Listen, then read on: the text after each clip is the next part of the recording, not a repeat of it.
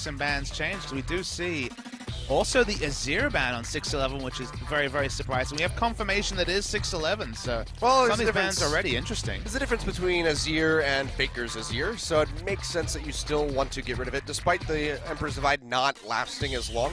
Still going to have a lot of playmaking potential for Faker. It's worth knowing the W change, no longer being able to just drop that soldier on the turret to do extra turret damage. One of the things about Azir was he didn't run teleport in the mid lane, and so he could really punish you building attack speed and dropping the soldiers with a Nashor's Tooth and just take your turret when you leave. So that was actually a very relevant nerf as well. Maokai nerf also. We thought this patch would herald the Triforce top laners, and advanced champions like Maokai already really are going to open up a top lane matchup that hopefully has got some carries in it. Yeah.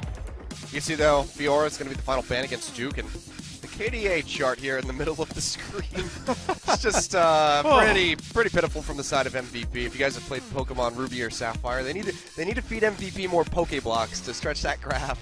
Oh, KDA at the moment it's not cutting it. Very, very hard. SKT is, of course, hugely inflated with the start of the season, but honestly, if they keep on their winning ways, who's to say how high a KDA someone like Duke can maintain for a season? They flashed the Echo, of course, saw some significant nerfs on this patch as well. Lock in the Karma. Faker's Karma looked outstanding in their series against Samsung.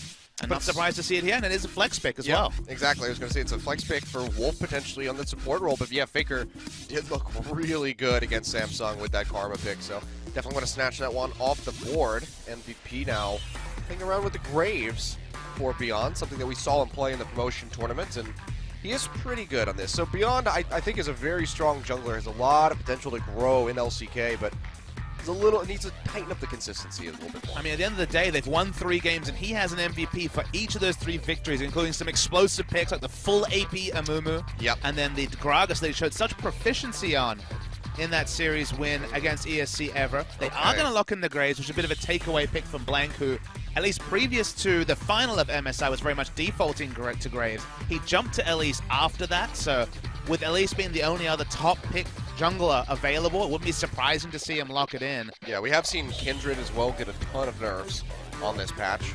Flash the Alawi. It's coming in the future, because we will see an Alawi in the LCK, but maybe not in this game. Yeah, would love to see that, but it's going to be the Elise and the Sivir for Bang. So getting that spell shields to stop himself from getting stunned up and solo killed by the Ashe. So one of the reasons why we might see this Karma pick actually continue to increase in priority, Achilleos, is that it kind of negates one of the advantages of red side. Of course, red side last pick has always been a big thing, and teams on the red side against SKTelecom traditionally have looked for a favorable matchup in the mid lane, or at least a matchup that you can survive in, because Faker, of course, the premier mid laner in League of Legends history. But we're going into a carry top lane meta where it is very important. You can't just pick your Maokai and deal with it.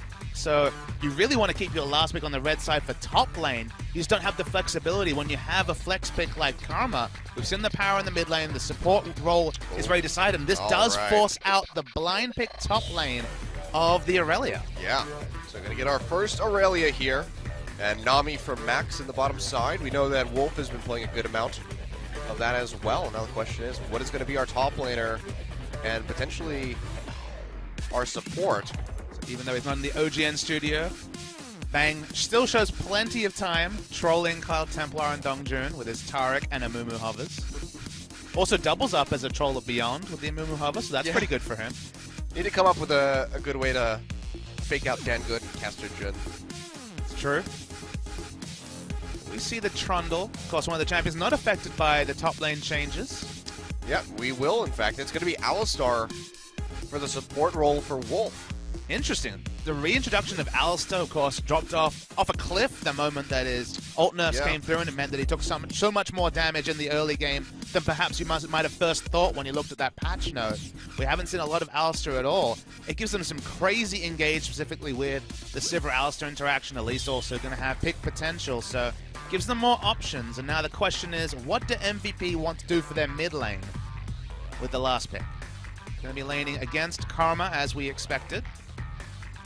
Okay, we're hovering the Ahri the first round in. It would be interesting to see if Ian does pick that one up. I mean, Ian was playing a lot of Ahri in the promotion series, but something safer with strong wave clearers needed. They don't already have a wave clear champion with the first 4. Obviously, Ashe and Graves can do their bit. But Aurelia's ultimate. It's the only wave clear. Oh, well, it's got a pretty low cooldown, and with Trinity Force now giving 20% CDR, I guess it's up more often, but I know you're being facetious over there, Achilleos. That I am. It's going to be Varus locked in here for Ian.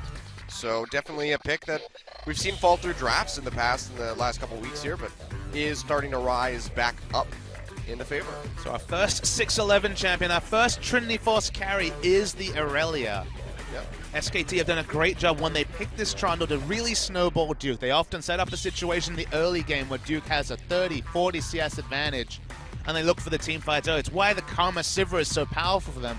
Because look, in the mid game, if they can once again engineer a situation where their top lane is in a good spot, that 4-man unit with Sivir Karma speed up and Alistair engage, they can make crazy things happen. And Varus is a passive laner, Ashe not known for a laning phase either. It's going to be very much SKT pumping the accelerator in the mid game. It was too good for Samsung. What will MVP be able to do to answer it? Good question. SKTelecom definitely keeping things consistent with this draft. You know, it's an interesting thing when the Alistar is the most out there pick. I mean, the Aurelia is pretty cool. Well, I mean, for just the one side. Sure. The Aurelia is definitely really cool, and I'm excited to see what she can do in the hands of a Korean. Fair enough. So, looks like we're loading up, getting ready to get into that first game, so we're going to have to keep an eye on the top lane, because Duke, he has been an absolute monster in the top lane right now. 15.6 KDA, ADD. Definitely fighting a very uphill battle against this man. So what kind of pressure can Beyond bring to try and turn the tide of that top lane fight? That's going to be the big question. I think it's a risky draft from MVP. There's definitely some passivity about it. SKT, one of the best teams to take advantage of it. So let's see if they can get away with their early game, because otherwise another SKT steamroll could come through. Very well could happen. The SKT hype train is in the station, ready to take off. Absolutely, ready to load into game, though. Should be an interesting one. Good luck, MVP. You're going to need it. That they are, but let's go ahead and get straight into this one. SKTelecom versus MVP.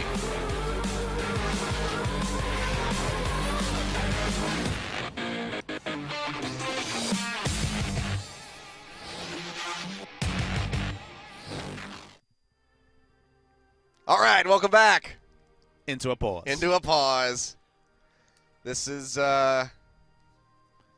it's a fun way to kick things off, I guess. Exactly, but at least we got lots to talk about. 6-11's hit. You know, I have a page of written notes here about all the changes. So many changes have come through, and it's fun when, I mean, this is one of those situations where adjusting the top lane, because Riot can be heavy-handed with things where they're like, all right, we want to change things, and this is very much, let's get rid of the tanks. Yeah.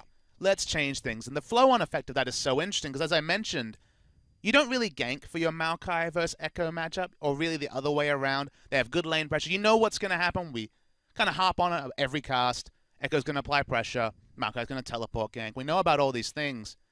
When it's Aurelia versus Jax, or Kennen versus Aurelia, one of these more skill matchups where there's carry potential, there's lane snowball potential, suddenly junglers visit top, and that's kind of the thing we're going to see increasingly. Now, in this game, I think it's going to be more about rotations, just because Trundle versus Aurelia isn't quite one of those arms race to Trinity Force matchups. But when it's something like Aurelia versus Jax, which is very much a skill matchup, very much whoever gets Trinity Force first is going to have a massive advantage, we're going to see junglers visit top. So that's kind of the fun thing, is that really changes a meta where mid has always been a focus.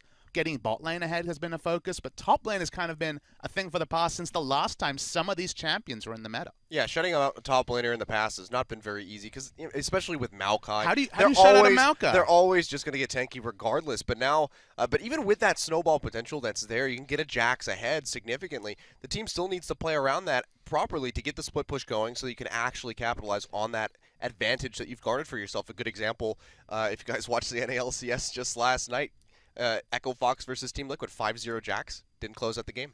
And there is always that potential, but the thing that's gone is, you know, we think back to, again, the last time I cast was with Doa on Saturday, that was MVP versus Ever, and we saw, you know, one of those typical Maokai games where Maokai does get behind, but builds swiftness boots, you know, a bit of health, roams around, still does his thing. Jax and Aurelia can't do that. They very much need to hit item timings. Their power is very much related to that. We're just getting a note here that Beyond's had some settings issues, so that's why we're delayed to get to the start of the game. But yeah, there isn't so much these champions that with little gold can be relevant. These are champions that crave gold, that need gold, that can snowball towards gold and break evens and just kill AD carries outright instantly when they hit those items. So top lane focus is coming. Yeah. So it'll be good to see how this evolves, especially some of the build paths, because, I mean, with the changes of 24, so we're going to be seeing the same standard builds that we've seen from Jax, because I haven't been able to watch a ton of the other regions, so I don't catch So all every of the top lane details. champion's going to be different. You think of a champion like Aurelia, you know, she didn't really build Zeal before. In fact, none of the top laners built Zeal. The fact that crit is gone from Trinity Force, outside of when you get a Triforce proc and a lucky crit, isn't really relevant. So something like Stinger on Aurelia, who can now max W, build Stinger and trade so well with the cooldown reduction and attack speed, Stinger suddenly becomes relevant, because it used to very much be Phage or Sheen first, Zeal always last, usually with the combine. Now we're going to see some champions, like, for example, the Aurelia, go for Stinger. I think Jax is still going to want Phage, just because his attack speed, he gets it from his passive. It's not as relevant in the trades. Maybe even Sheen. Better dueling potential For the W burst trades, but there's definitely going to be some little subtle differences there. And I mentioned an item, Boots of Swiftness, you know, with another nerf to Boots of Swiftness. It's like 3 in a row now. Feels like those boots are kind of a thing of the past. And I guess when you have this carry top lane, something like Ninja Tab is going to be that much more relevant. That saw a little bit of a buff as well in this patch. 2% or something like that increase. And Berserker Greaves are another, you know, pair of boots that got bumped up 5%, now 35% attack speed. So definitely going to be more desirable for those AD carries and even some of those more aggro top laners. We might see them pick those up depending on if the team has enough mobility to back them up. I mean, a squad like SKTelecom's with Karma and Sivir, you got plenty of mobility there. So you could definitely be a little bit greedier in your build. And that's why when Riot was talking about, say, removing boot enchants, so you don't have alacrities anymore, and getting like the movement speed numbers down. In my head, I was like, well, Sivir gets better because there's less movement speed in the game. Sivir's ultimate's going to be more relevant. Sivir Karma is that to the nth degree. So we're going to see less flat movement speed, probably no swiftness boots, or, you know, only if it's super necessitated by slow stacking will we see swiftness boots. Suddenly Sivir Karma, the pick potential there is insane. Yeah.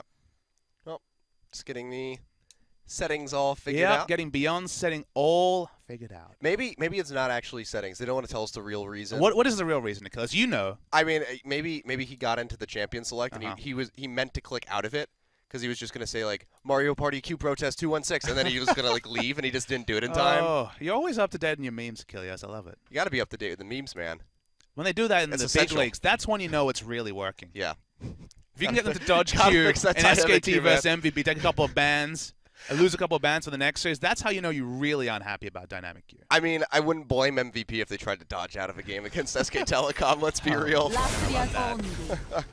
All right, looks like we do have the settings squared away, or they talked beyond into actually playing out the game. And we are on to the Rift. And it's just going to be a square off with minor invasions on either side. Nothing really going to be happening earlier on. The item builds are pretty similar. Aurelia hasn't really been in the meta since Corrupting Potion was introduced. You know, maybe an edge case in some games, but just a Corrupting Potion start for the Aurelia. Lane swap will be incentivized, you'd think, for SKT, but you can kind of understand looking for standard lanes as well. There's no real demand for it. ADD on this Aurelia will be taking the Fervor for Battle, which is very much, with the Grasp nerfs, become the pretty standard top lane Keystone Mastery. And Duke's going to be sticking with Grasp of the Undying. Wasn't sure if he was going to go a little bit more aggro. I mean, we've actually seen Fervor Trundles as well. Yeah, Grasp is actually pretty defensive. You know, there was a time when Grasp, Trundle support and top lane was the standard pickup. Maybe it gives us a bit of a window into the mindset of Duke. Probably tells us he's not going to be looking for too many trades. Fervor's very, very aggressive in there. Get the Stinger, put max W, run up. Fervor for Battle will get you a lot of value in those scenarios. Yep. Of course, the TP advantage is going to be here for SKTelecom, as Faker is running that as his second summoner. Ian just going with the Ghost. So that'll be good for escaping Faker, as he has that tether to try to lock him down. You can see already, though, not going for the lane swap. SKT starting to get a little bit punished in this bottom lane. Not going to be as much sustain here compared to MVP, because they do have that ebb and flow. I mean, there is Alistair, but of course it's just not the same numbers as you're mentioning. It can be more reliable, but... That's damage and sustain plus, you know, compared to just sustain. Yeah, the trade's definitely not going to be great for SK. It's why I thought they might look into a lane swap. Sivir's early laning phase can be a bit of a struggle, and Alistair doesn't excel in the first levels. Not till level 3 does he really have a full kit. But I just want to talk a little bit about, as you mentioned, Ghost Flash for Ian. He had Cleanse originally, and I thought, okay, but what are you cleansing? But if you think about it, as you say, the tether from Karma was a very big and relevant skill during the course of Max. Oh yeah, Max going forward straight into Blank as he finds him in the Tri-Brush.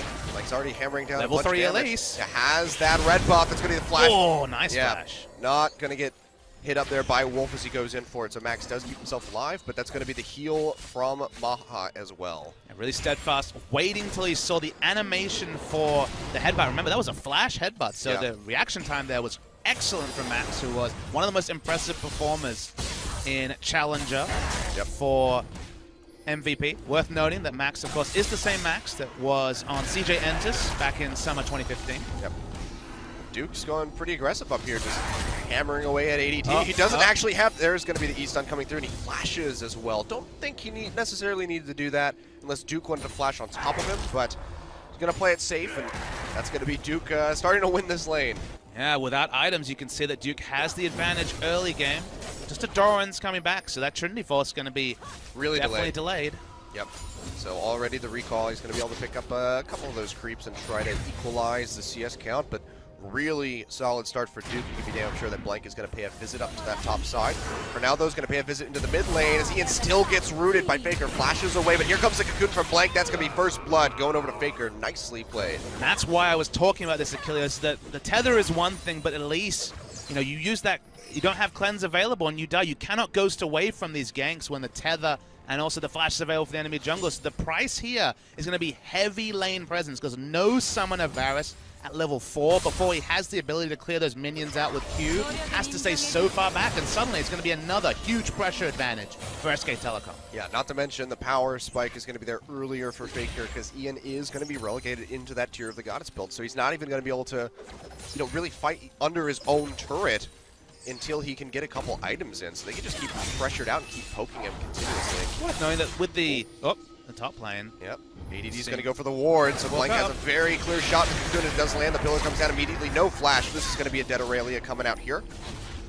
Question is, who gets the kill? Looks like it will be Blank. Takes it away with the Q in spider form. And just like that, 2 kills on the board, 1,000 gold lead for SKTelecom. Meanwhile, on the bot side, Maha getting hit up. That's going to be Ignite coming across. He's going to go down. Bang. Finding the kill. A nice double bubble, but doesn't get much done. Max cannot do anything to keep his AD carry alive, and SKTelecom are already starting to run away with this game. Yeah, the predictions are already looking pretty ironclad. 2 lanes influenced by the jungle, the other one just winning straight up, and now the snowball in mid. Look at these trades. That's 1 Q over to Ian. He's at half health. Yep. Still no summoners. There's good base values for Varus. Even with tier, he has a lot more lane presence than other tier laners because his base values are good. But with no summoners, this is the reality for Varus. He has to stand about a foot behind his caster minion line, so getting those auto attacks to actually get last hits is just not something he's going to be able to do in mid lane. Yep. You can see Faker's already got the Seeker's arm guard in his inventory, so will be able to mitigate a good amount of that damage early on because he's not going to have any items for quite some time. Faker going in, flashes in to get the tether. He's going to get locked down. Blank has the cocoon, and that's all she wrote. Blank finds another kill. I just don't know how you can watch that last series and then confidently go Ghost Flash against Elise Karma.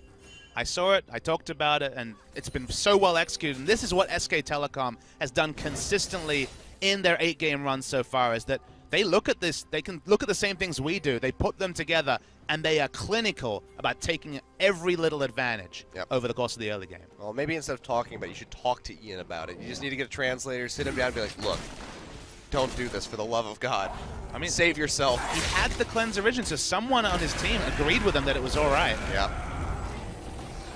It's like already winning these trades. It's like the picture of that dog in the room on fire. This is fine. That's just all of MVP and the champ select. Wow, drop startup comes through and Maha's getting the crap kicked out of him by that giant frog. Then you come back to the draft though, Achilles, and you're like, okay, but you first rotationed Graves, then went for some of these weaker laning phase champions. And look, the laning has gone poorly, but it's one of those things where Beyond can't really impact the lanes on Graves. It's just not what the champion does. Usually farms up to 6, usually farms up to the Warrior enchant, then can be very relevant in late game team fights. Samsung tried drafting a late game team fight comp against SKT. The issue is that you don't often see past 35 minutes against SKTelecom unless you're 20,000 gold behind. Yeah. You know what's really bad?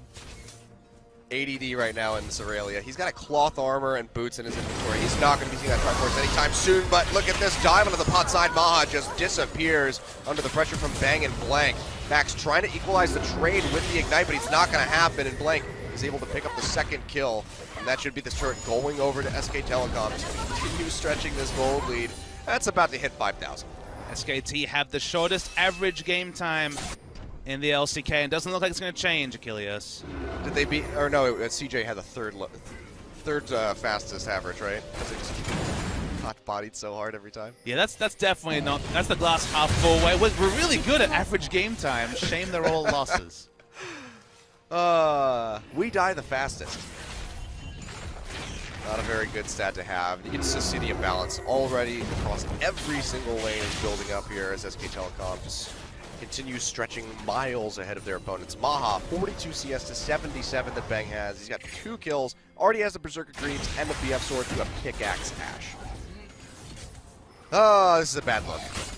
Don't need to be an analyst to realize that there are worlds that separate these particular two teams. MVP just promoted to the LCK and honestly had a very impressive win against Ever. Okay, they had some poor plays in that series. It certainly wasn't on the level of the SKT Samsung series that came after it, but there were definitely times they looked good, but those were usually after they got an advantage in the mid to late game, and certainly not when they were in this much of a hole. 4,000 gold lead pre-10 minutes is craziness on this patch. Yep.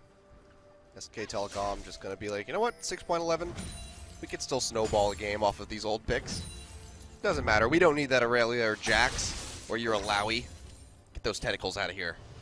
You just wonder what MVP thought this game would play out. When they picked this comp, they were like, okay, this is how we play it.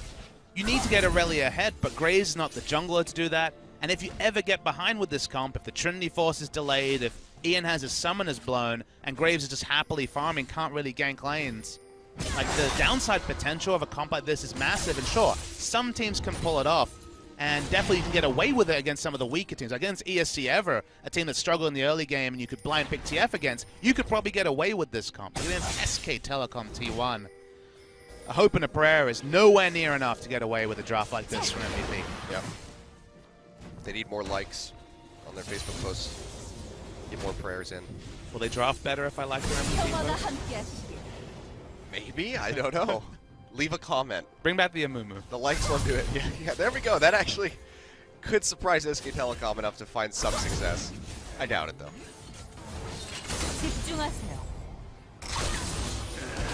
It's that time, Achilles. Yes, it is.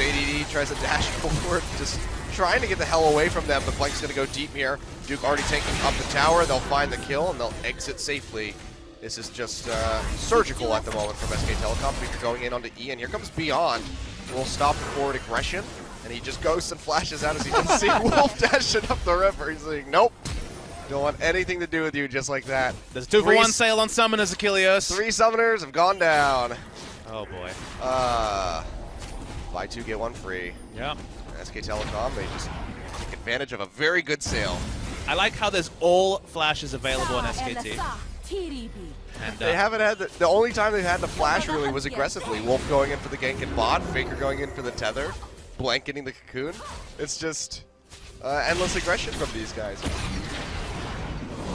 SKT gonna pick up the Rift Herald, grow the advantage for Duke in the top lane. 40 CS odd, and now the Rift Herald buff means those trades, which are looking pretty good at level 1, are only gonna get better. Yep. Haven't gone for the Mountain Drake yet. They want a slight handicap food for MVP, so leave that one on the board for a little bit of time. I mean, it's a good point you bring up. You're talking about the Drake, obviously, and again, setting behind an Aurelia is actually probably more important than picking up, say, an early Cloud Drake especially, but a lot of the Drakes, again, these snowball top laners, suddenly playing around the bot side of the map and not influencing the top lane will actually have that bigger cost to it. So not going to be relevant in a game like this, but increasingly, we will see teams kind of have to shift their macro priorities around some of these top lane matchups. Yeah, right now you don't have to give a damn about that Aurelia. Gonna be a TP coming in though. Blank maybe a little bit too far forward. The arrow not quite there yet for Maha. Blank flashing away. Bubble not gonna connect. That should be the end of it. So TP gonna be used with little gain. This opens up Duke to go for an invade over into the red buff. So MVP are still just hemorrhaging objectives. If you just want an idea of how to play League of Legends, once again, just watch these SKT VODs. They see the teleport come in, the death is avoided. Duke realizes the perfect time to go invade the jungle. Faker already had massive lane pressure, he gets more. SKT actually get the bot lane turret because they had to back away. They might even turn it into Drake as well. Well, the perfect game is on, Achilles. It is. SKTelecom looking for the shutout. And getting blank right there was the best chance that MVP has had of getting any kind of stat onto the board, and they still weren't able to do it. You can see even with Faker in this mid lane, he's just whittling down this tower, will be able to take out the tier 1. He's not whittling down the turret. If you notice, he's denying CS from the mid lane. Well, that too. You don't often see enough lane pressure at 13 minutes to be denying the enemy mid laner, who's a Varus who can farm from kilometers away, but that's this game. I told you Faker's going to get that damage in first. Ian just won't be able to stand up near the turret. It's not a storyline to be denying waves from, say, underfed top laners or an Irelia, as you can see on your screen, but in the mid lane, zoning away a ranged AD carry is just Faker things. It's a very strong feat indeed. Duke's like, I'm not really that interested. Oh, this is just going to draw the TP here from Faker as they decide to dive in. Duke's still very healthy, going to go in for the chop. ADD taking a ton of damage. Q not really going to hit, but the tether is there. Ian zipping his way up here. The chain of corruption will land on the Faker. The turret goes down. This actually could be an opening for MVP. Faker trying to get the damage on the ADD, flashes forward. He dashes for it, and he's not going to be able to solidify the kill. That's going to be turnaround. Duke flashes out beyond. On his lonesome, looking for the double kill. It's in his eyes. Faker's going to go aggressive, and Duke is just healing so damn much. The tether comes through. He's not going to be able to pick up anything. It's a 2v3, and SKTelecom remain on top. The closest part of the game because the perfect game on the line, and they do just fine. Yeah. Got a delayed 3 kills over to SKT. And they're going to lose a top tier 1 and a bottom tier 2. I don't know if MVP is going to be getting many more scrim blocks with SKT after a performance like this in the big leagues. I don't know if anyone's going to want to scrim block with MVP after this performance. No, look, they've been really good recently. It's just... Yeah, they certainly have had their moments, but against this team, I mean, SKTelecom have been looking more dominant than ever before. So this is interesting. So Duke thought about just going to proxy, but then he realized he had the teleport coming in, and once you miss the mantra Q, then things change, especially with Ian showing up. They're smart to turn onto the turret. This is when it got a little shaky. Exactly. Now, he's in a minion wave, so Duke's smart. For a lot of this, he fights in a minion wave. The ultimate damage doesn't really connect for Graves. Duke feels super low. He's one auto attack away, but Graves, because of the nature of his auto attack, can't auto attack him through a minion wave. And then with all the AP and the snowball, the shield is casual 300 shielding. The lifesteal is true, and goodbye MVP. Yep. It's 11.4 thousand at 16 minutes. Titanic Hydra the pickup for Duke. God, I don't know if you can really examine the choice of Tiamat items. I would have preferred Ravenous. I feel like Ravenous kind of fits the meta a bit more now, but with a Sheen in his inventory, you know, could be Iceborne, could be Trinity Force, probably going to be Iceborne, but... He just doesn't want to give AD a single chance, so he wants to go for that tankier build to start things off.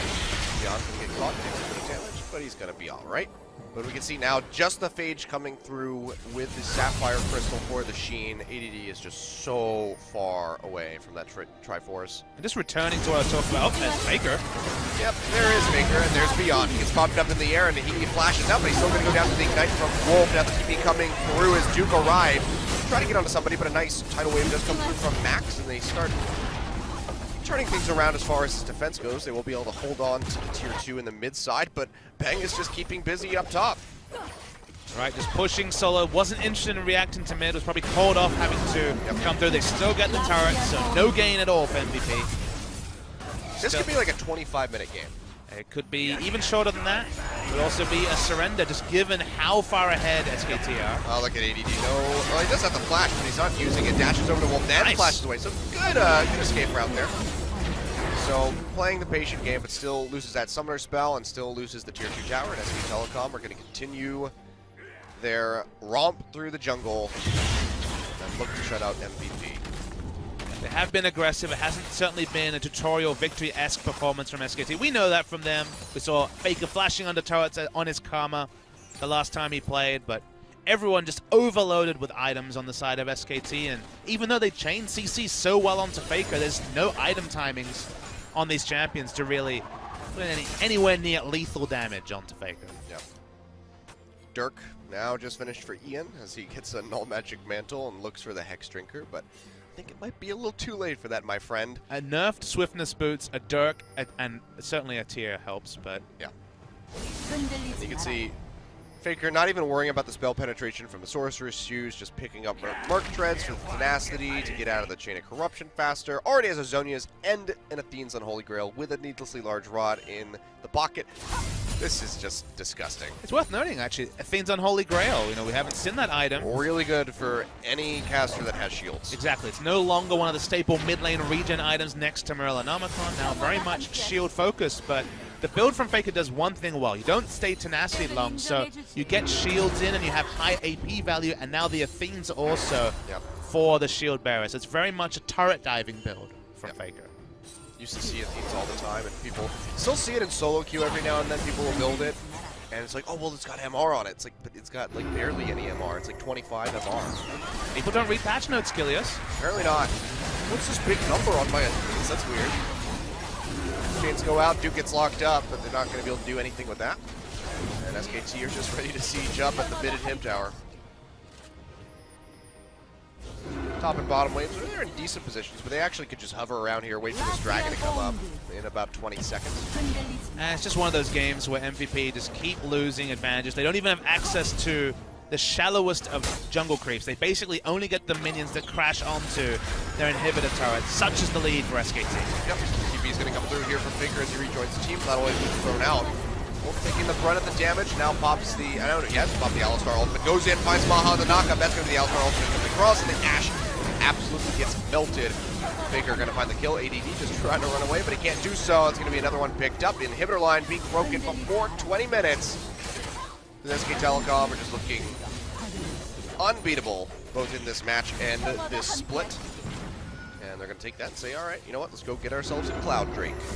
When you look at the sum of 9 games, and on your hands, on one hand, maybe you can count the mistakes SKT has made, even minor mistakes, even if you want to nitpick, such has been their level of performance this season. A season where Coma, infamously before the start of the season, gave pause and said, hey, give us a chance. No chances, SKT. You don't need it. Now it's all of the other teams saying, please, God, SKTelecom, give us a chance. This team looks unassailable. They have so many different records. Obviously, have won all tournaments to be won. But things like a perfect season kind of come into your head, and perfect match season might be achievable. Perfect game season, an outside chance. Yep. Well, they're trying to get onto Duke here, but the slow's already been used, so he'll just zip himself away. Yeah, Riot needs to make more tournaments so SKTelecom can go win them. They need more trophies. Siphon some more money to China, get some of these players bought out for next season. Yeah. I just like to imagine that Coma has like this nice study that he just sits in, smokes a pipe, and it's just all of the trophies and the stuffed heads of all of the teams. You get to keep the trophies in Korea. Yeah, that's a nice thing. You don't get to do that in the other regions. Very greedy. Trying to start up this Baron that's going to be ADD going in, but no one's there to back him up, and he goes down. The Baron falls as well as Blank smites it out. Now the chase is on as Ian's going to get tethered up. Bubble's not going to connect. Well, it does connect on the Faker, but it doesn't matter. Too little too late. He still gets popped by the back end of that Mantra Q. Trying to get onto Max. Throws out the tidal wave flash by Faker with the tether. He's going to go down, and that should be the game here. Super Creep's knocking down on the Nexus doors. First turret going to fall, and this is going to be SKTelecom winning in 22 minutes. Let's watch the gold value as the game ends. It's currently a 20,000 gold lead. Almost 1,000 gold lead a minute. 18 kills in 21 minutes. That sounds like an LPL match. All 18 are to SKT. A perfect game achieved, and they are looking immense. That they are, and it's looking like a very early night here for today's LCK games, Papa Smithy. We don't get any player reaction shots, but I think you can kind of fill them in.